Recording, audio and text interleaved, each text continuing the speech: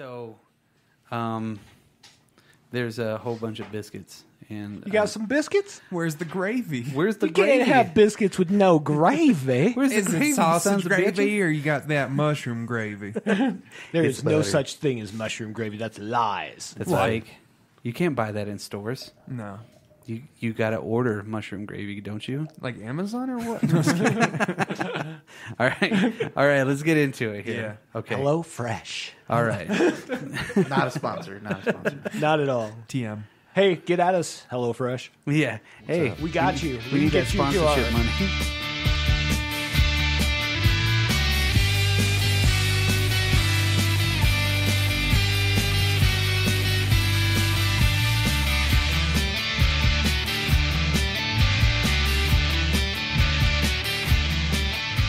Welcome to the Drop Culture Podcast.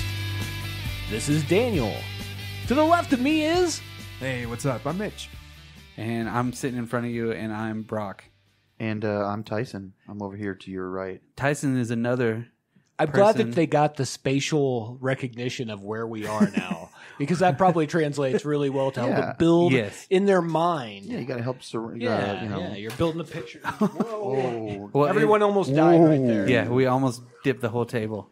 And this is the second podcast Tyson's been on. Yay! Out of how many now do we have? We have some. We have some We have a podcasts. lot. We have archives. That's all you Archives. need to know. We have a whole bunch of archives. Now we're getting into our third episode into the Apocalypse Trilogy. Dan, Yes. what is John Carpenter's. John Carpenter's Trilogy. Apocalypse Trilogy. Yeah. So, first movie that we covered was The Thing. it? Which was the destruction of the individual. Absolutely. Mm-hmm. And then number 2 was Prince of Darkness, which was. Which was the destruction of God. And then, of course, today, In the Mouth of Madness. Which is the, Tyson, do you know? I don't. Destruction of reality. Oh. Yep. So you put all three of those together, the end of the world. Yes. I am Captain No matter what you Planet. do, end of world. Yeah. I can end the world whenever I want to. God. So once you You're not my real dad, Zeus. Jeez, I don't like you anymore. so you break down the individual, you break down God, you And- break down reality. Yeah. Yeah. And I think in my world of worlds, I think that there's another movie that belongs in this. So it would be an Apocalypse quadrilogy, but we're not going to get into that. No. But I know it would be They Live. Yes. Right. We don't Yeah. need to go on that. No, side. no, I But don't- we're not going to. We're not going No, down not that rabbit not hole. going down that rabbit Just hole. thought it was worth a mention that that's what. What where would that Brock be? was The going. destruction of society, though. I guess Probably. Yeah. Because that does work for that right there. Destruction of. that just goes without saying. though. Yeah. Yeah. That's Whatever. why. That's why why it it could doesn't fit, count. but it doesn't count. It's not in there. John Carpenter doesn't endorse that. Right. Right. One of his alive films, because that's who he was with whenever he made those movies, and then he got back into the studio with In the Mouth of Madness, the major studios. Who was the production company on this? So on In the Mouth Madness, so New Line. New Line Distributed. Cinema. Mhm.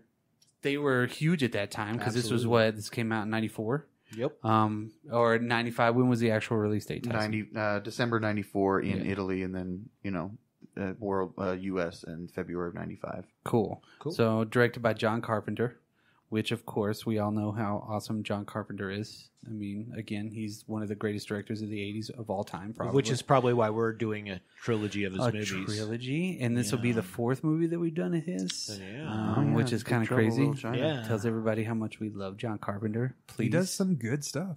and if you like John Carpenter, leave us a comment. And if you don't like John Carpenter, you can leave us a comment as well. Yes, we want comments no matter what. Why am I talking in radio voice? So John Carpenter, he did a shitload of movies in the '80s that are all really great movies that everybody latches onto. And this one being the last in that trilogy for it, it was the slickest movie I think out of all of them. Oh, absolutely. Yeah, I think it's at the time his sharpest. Yeah. Yeah, it looks good. I mean, the main character's wearing a suit jacket and boots, like every '90s male actor that was in a lead role from like '91 to '97. Sure. Yeah. Sure. I think this is maybe my second favorite John Carpenter second or favorite John Carpenter movie. Okay. Second or third favorite John Carpenter. It's a valid one. It's a valid one because there's so many to pick from. You can go really edgy, or you can go really like mainstream edgy, like this one, because he had a great team on this one too. I mean, the producer was Sandy King. It was written by Michael DeLuca.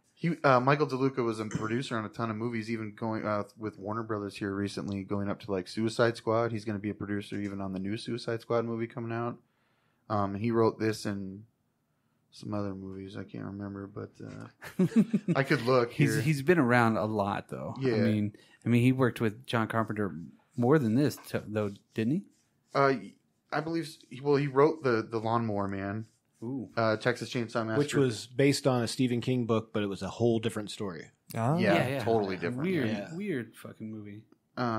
He wrote the Judge Dredd movie with Sylvester Stallone. And more importantly, Rob Schneider. Rob Schneider. You know what would have made Sylvester that? Stallone. You know what would have made that movie worse if Pauly Shore was in it instead of Rob Schneider. It would have been the same. It would have been same worse. Yeah. Him hiding in a burger machine or some shit.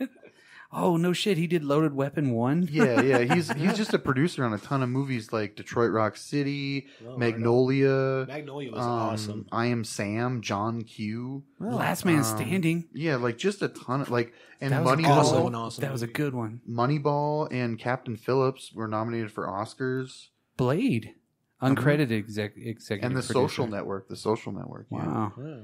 Austin Powers. Jesus Christ! this dude had I a call huge Social Network Bag Full of Douche. Oh, I really liked that movie. Yeah. Never seen it. Have you seen Bagged Full of Douche? And I actually liked it too. I just don't like Zuckerberg. He's a Oh, no.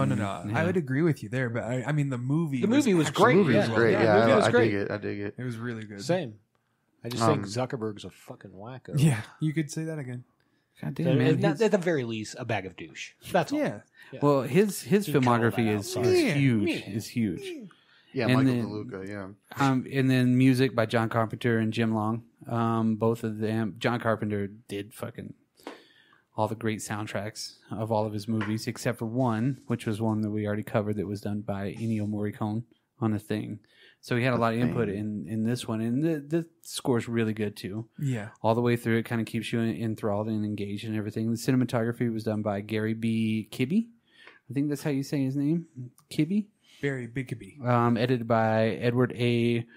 Warshakila. Or I don't even. I felt like that was a good time for you to drop a shaka bra. Shaka bra. And then the budget on this movie was $8 million. You know how much it brought in domestically?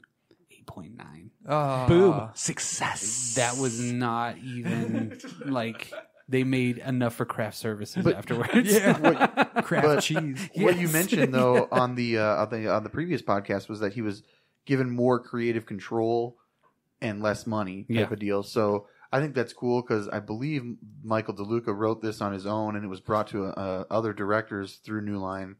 And New Line was primarily in the horror genre with like all the Freddy stuff. Nightmare on Elm Yeah. Street stuff.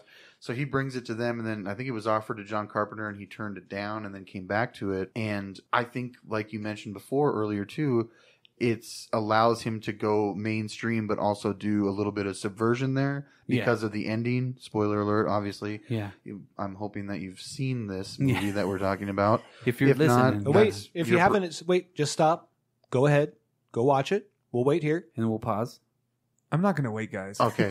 So now that you've We're back. now All that right. you've Okay, seen the cool. movie, Cool. you Now know. that you've seen And it. if you haven't, that's your prerogative, whatever. I mean, maybe you like to, but it does end on a kind of a downbeat. It's definitely the end of the world by the end of this movie and the trilogies, I guess you'd say. So Reality is destroyed at the end of this movie because he never read the whole book the whole time. And we'll get into that. Yeah, we'll get into a little bit more. So after we get through with all this all the producers and everything like that, and the directors, the cast now. The cast is a good, Cool it's cast. a good ensemble cast. Yeah. There's a lot of big guys in it, a lot of good character actors in it too. Which surprisingly, whenever you look at a lot of these people's films, they've been in a lot of stuff, and a lot of the late '80s, early '90s stuff. Of course, Sam Neill, John Trent. Right. Jurassic Park. Everybody knows him as Jurassic Park. Come on, he was the famous dinosaur guy. Well, yeah, and he was in what was it, The Piano or something, like a couple of years before Jurassic Park, wasn't it? Was it The Piano? Oh, that's right. Was it with Jodie Foster? It was with Holly Hunter or Tony Foster or some Same I thing. don't know. Same It's thing. it's one of those piano things. Wait, Helen Hunt. Yeah, they were trapped behind enemy lines in Guam or something.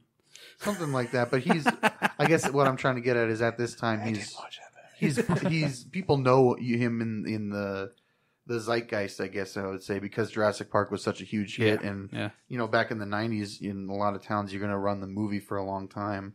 Absolutely. So Especially that one. going into 94, by the end of 94, beginning of 95, you got another movie with Sam Neill in it. You know what I'm saying? Yeah, Absolutely. Well, he was in so many movies in that time period too. That Jurassic Park always sticks out because that's the biggest movie that he was in. I think. Right. Absolutely, it was. Yeah, and he was in Jurassic Park 3. Mm-hmm. I dig that one, actually. It's a cool one. Haven't seen that one. There's more dinosaurs. Well, I watched the newer ones, Yeah. and I watched the first two. yeah, And when there's a third, and I'm not that interested anyways, I'm probably not going to watch that. yeah. I Yeah. hate to say it, yeah. So yeah, that the piano, Holly Hunter, and Okay. that was a year before Jurassic Park. You know. Okay. Yeah. So Well, that kinda put him on the the same map. year, I guess. Same year. Should have put him on the map. And then you got Julie Carmen. She's Linda Stiles. She's a dancer, musician, all kinds of other stuff like that. But the biggest notable movie that I have for her was the Milagro Beanfield Wars, which was a huge movie that I've never seen. Never seen that. Yeah, Never taken the I've time. seen that. That's been on HBO my whole life. Yep.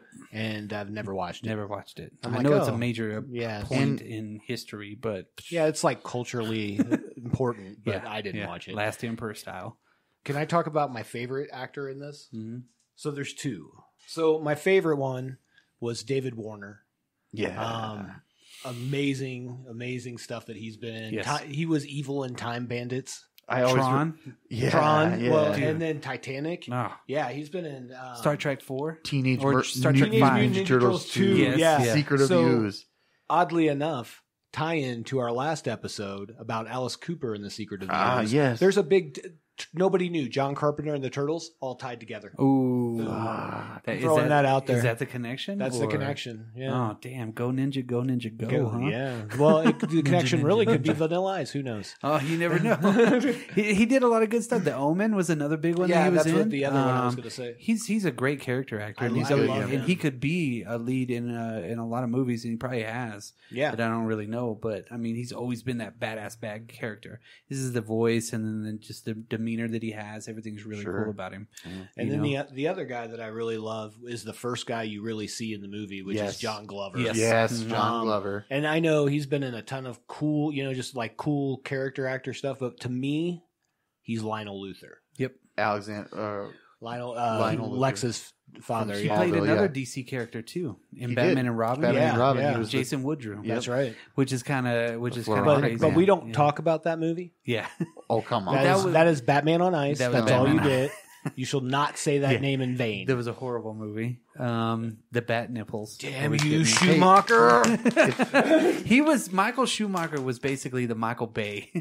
Was he No, Michael? Joel Schumacher. Joel Schumacher. Yeah. Hey, He was Batman basically- Forever is a cool movie, man. No, it's not. In Yes, their it own, is. In That their was own way way, too they're many cool. characters brought in for just to have characters. That was a huge movie. Bane Also, was terrible. There's a lot also of toys released in in 1995. Batman Forever, though, the one before Batman and Robin. Yeah, that was okay. Yeah, but Yeah. if you take your glasses off, Batman and Robin's not that bad. it. Yeah, and you sit across the room Mm. and you don't really watch it. It's like toys come to life. Yeah. yeah. Hey, I did not prefer that. No. Whenever the cast was on Oprah, I was done with that movie. They made a big deal about it, and all the cast showed up on Oprah, and even fucking like Arnold Schwarzenegger was there on Oprah. I'm like, And nah, I'm that done. was over the top too, him being Mr. Freeze. But I would have taken Freeze. I would have taken that over like half the things that happened in that movie. Yeah. If they just, Whatever, if it was yeah. just him by himself, The ice skating goons. they're hockey dudes. Oh, terrible, dude. the St. Louis I Blues. digress. I digress. The lack of that's the name of this episode, or that's the name of this podcast. is I We digress. I digress. Anyways, That's a side podcast. Well, yes, it is really. back to the characters. Yeah. We got So those are Jurgen. my two. Well, I mean, Yeah, John for Glover sure. was in so many good things. I mean, Yeah. he's been in so many good movies forever. I mean, just like Gremlins 2. I mean, he's And he was Daniel recently Clamp. he was recently in Shazam. Yeah, he was in Shazam. Yeah, that was which was a great pretty cool movie. Yeah. I enjoyed that. Really movie. awesome movie. If you haven't seen that, pause. Now go see it. But we're not going to talk about it. Okay, because we're talking we're not about a gonna talk different about movie. Because That was not near enough time. yeah, well, that was enough time for somebody to watch it. Oh. Put us on pause, go watch the movie, Oh, and